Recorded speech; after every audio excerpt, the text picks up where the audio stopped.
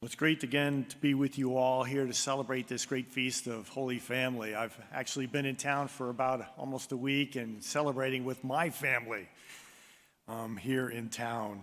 And it's just a great opportunity to once again kind of come and celebrate not only the Holy Family of Jesus and Mary and Joseph, but today the church is also honoring your family, my family, all families, and the very institution of family itself. You know, we might say that it's the most important institution here on earth, that the most happiest, peaceful, and enduring societies throughout the history of humanity are those that really respected the family. And it's because, again, it's the place where we first learn the most important lessons of life. You know, we learn about selfless love. We learn about caring for the other.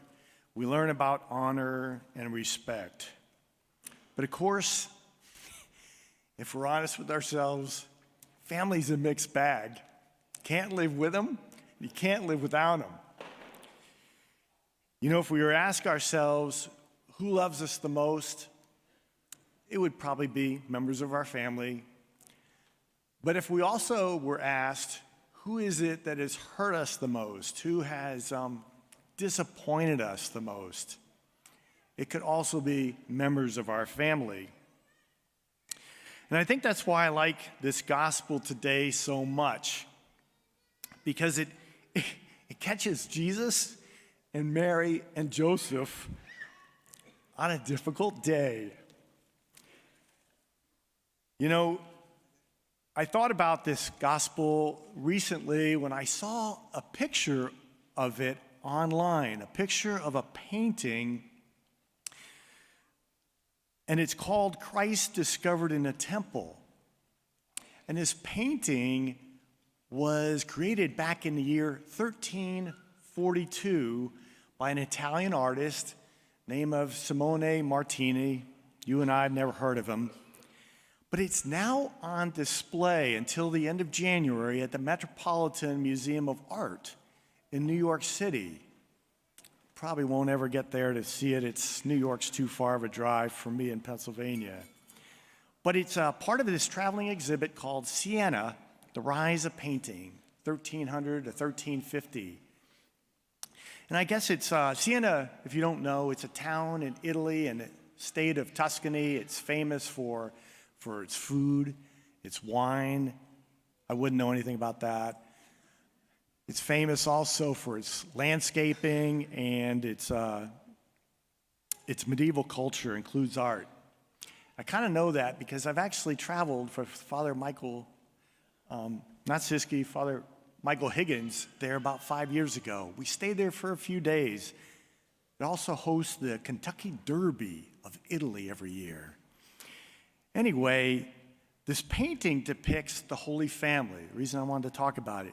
They've got halos all around their heads, but they also have this look of kind of scorn on their faces, kind of a look of frustration.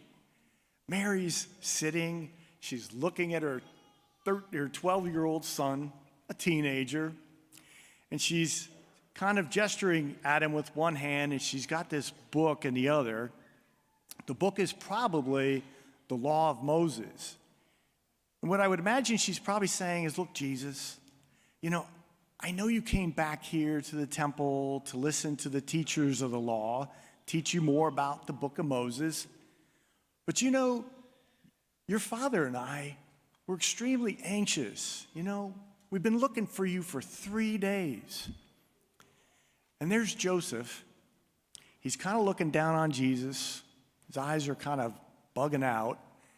And he's kind of got a hand towards Mary, as if to say, yeah, Jesus, you know, we were worried sick for you for 3 days. Your mother's right. You know, why did you do this to us? And then there's Jesus. He's standing there with his arms kind of in a defensive posture, just kind of looking at them, silently suffering this onslaught of his overprotective parents. And I just think it captures kind of the reality, not just that this holy family, but it's a real family, a family that also had difficult days when they were kind of arguing a little bit with one another. Why did you do this? Well, didn't you know I had to be in my Father's house? I'd like to know how that went over with Mary. They didn't put her words responding to that in this gospel. But I think, again, it's a scene of any life, whether it's in Siena, Italy in the 14th century, or if it's here in the United States in the 21st century.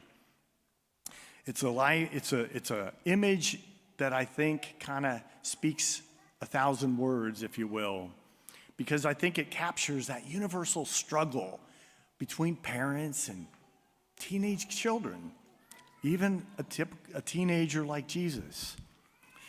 And that's because he's 12. He's kind of not a child anymore, but he's not an adult. And like so many teenagers of that time, they're beginning to want to exercise their independence. And people who understood, anybody who's Jewish would know 12. 12 or 13 is when Jewish boys celebrate their bar mitzvah. Bar means son, and mitzvah means commandments. And so it's a celebration of becoming a son of the commandments, meaning that they're now responsible for how they live out the law of Moses, and they're going to decide now how they live Judaism. So again, I think it's a wonderful display of just family life, a little bit of tension. But again, at the end of the gospel, we hear that Jesus was obedient to them, went back to Nazareth with them, where he continued to grow in wisdom and age. In other words, after that kind of conversation with mom and dad, Jesus kind of learns from this difficult day in his life. And the gospel reminds us that family is a place where we learn to grow, we learn to develop as mature human beings. We learn what's easy and joyful, but we also can learn what's difficult, what's painful. Like Jesus, we learn from a family about service and love, but we also learn when to maybe bite our lip and forgive. Speaking of forgiveness, that's one of those great qualities that St. Paul in our second reading kind of reads out to all of us. Qualities like compassion and kindness, humility and gentleness, patience. And he says, put those on. In a sense, he's using the same kind of language that we would use when we get dressed. You put on your shirt, put on your pants, you put on your socks and your shoes. So just like you do that, you need to look in your closet for the qualities and the virtues that you should put on every day. And he says, above all of those, put on kind of like an overcoat.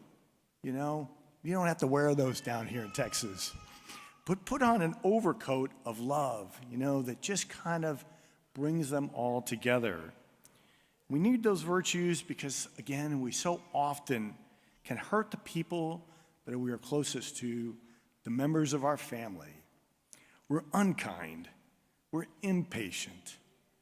We're unforgiving. We're lacking in compassion. And maybe we're prideful too. And so again, too, we just maybe look at Sirach.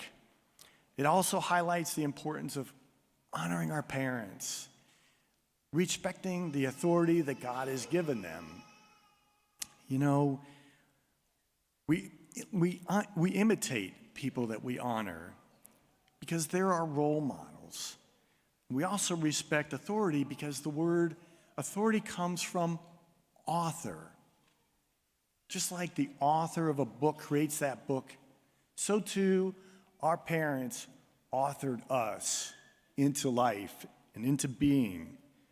Sirach, a little after this reading, says, remember that through your parents you were born. And what can you give back to them that equals that gift to you? That's a great question to reflect on. What can we give back our parents that they gave to us?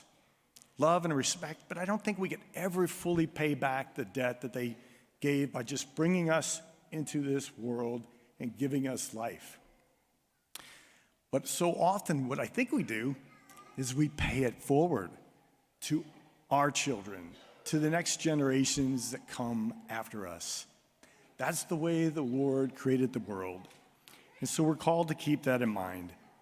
But finally, I think we should just remember some words that Sirach says here, kind of at the end of his reading. My son, take care of your father when he's old.